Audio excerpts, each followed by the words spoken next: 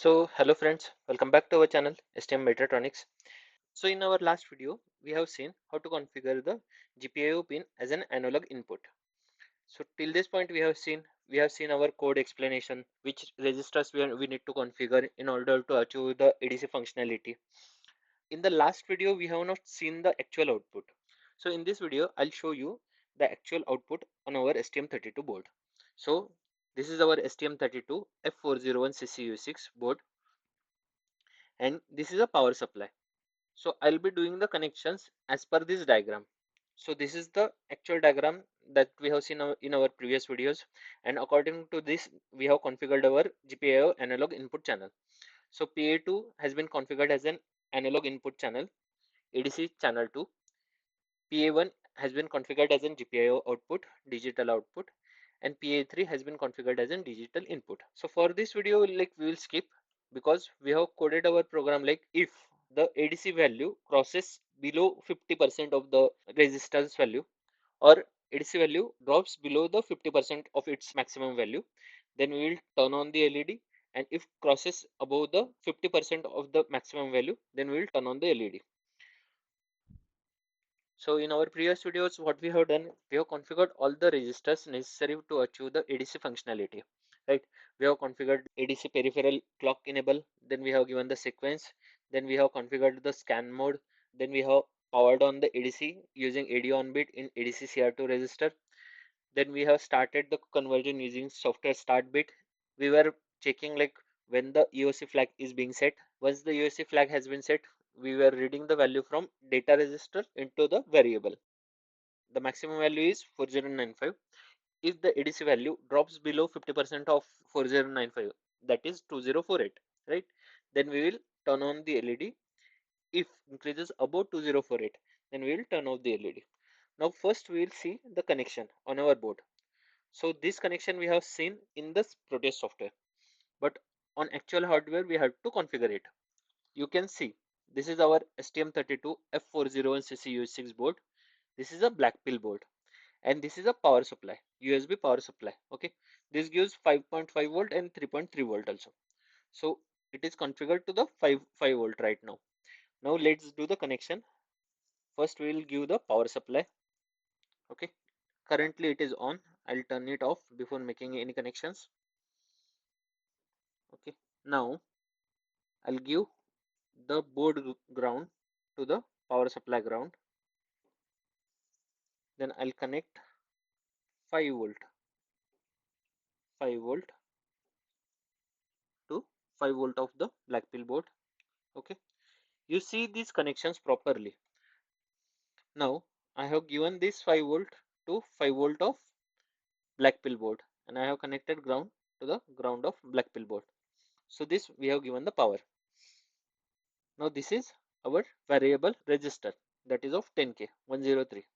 Now these two are fixed terminals, and this one is variable terminal. So we have to give this variable terminal to A2, right? You can see this is A2 pin, right? So what we'll do is we'll connect this from here. We'll connect it to A2. We'll connect it to A2. Now we have given the input, but we have to give input to this port also, right? 5 volt and ground. So that we will do. So yes, this is 5 volt 5 volt pin connection. So I'll give the 5 volt pin connection to one of this, right? And this is ground, just below that. So I'll give it to ground. Pardon me for my connections. If you cannot see, just let me know. So we have given the input. Now we will take the output and we will connect it to ground. So what we will do is we will need one resistor, right, to connect it to the LED. So this resistor we will take.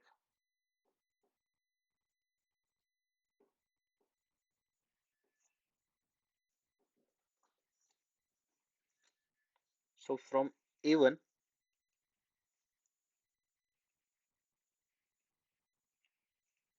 we will take this 2.2K register. So you can see that this is A1 pin, correct? This is A1 pin. We have connected one resistor from here to here, and we will take one LED. So right now I have this LED, right? This LED. Now this is two color LED. One is red and one is green. Okay. So the middle terminal is cathode. This we have to connect it to ground. The second terminal, either of one is red and one is green. So what we will do is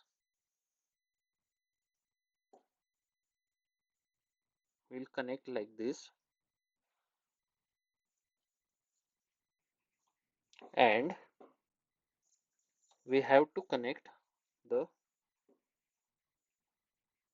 cathode to ground.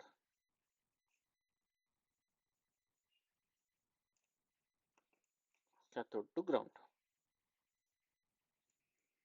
So we have done our all of our connections. Okay, these are VCC and ground. VCC and ground. Red is VCC, black is ground. Again same with ground and VCC. We have given it to the pot. The variable terminal that we have connected to A2. From A1 we have taken one 2.2K resistor, and we have given it to anode of LED. The cathode of the LED is connected to ground. So these are the connections that we have done.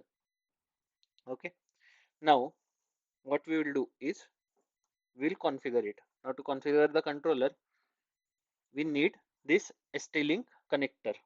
Okay, ST-Link programmer. Now this is ST-Link utility connecting, right? While programming you have to press this button, reset power on button, and you have to connect to target. So you have to open the ST-Link utility, right? In order to program our device, right, you have to press this button, click on connect to target,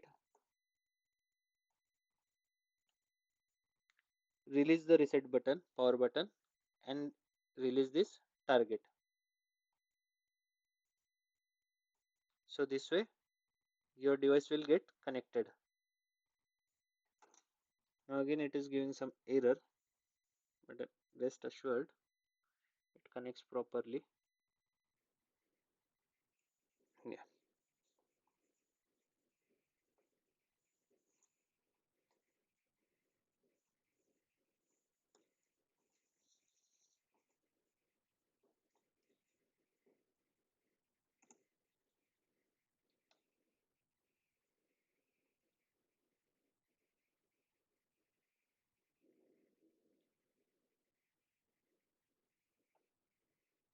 Yeah. So here it is loose connection, but the device gets connected properly. Again I'll try connect.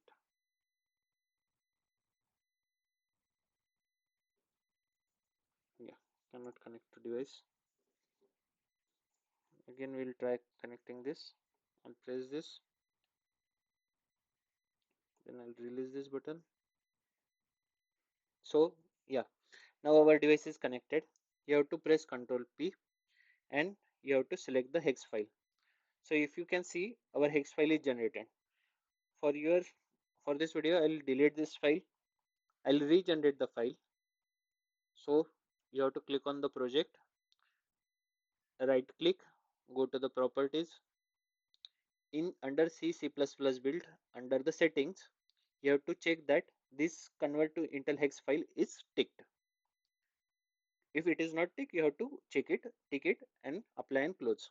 Once that is done, right click and build the project, or you can, here it is build project, right? So you have to click it, build all.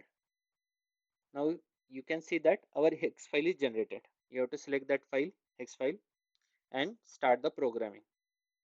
Once the programming is done, here it will be shown like the memory is programmed program memory checksum is verification is okay, and we have to see our output of our code. So as per the code, if the ADC value it is less than half of the maximum value, that is 4095, so it will become 2048, correct?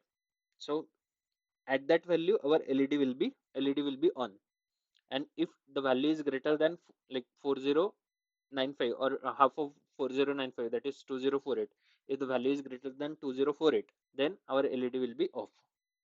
So in simple words, this is 10K pot, right? When it is at the mid position, our LED should be on. If it exceeds greater than the mid position, our LED should be off. So the mid position will be our center point, right?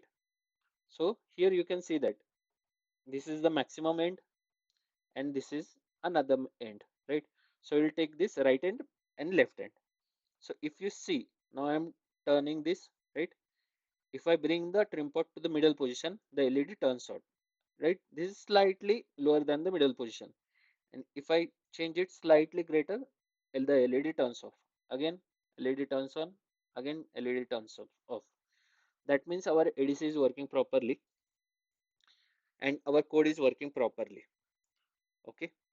So if you enjoy this explanation, if you enjoy this video, please give it a like, share with your friends, and thanks for watching.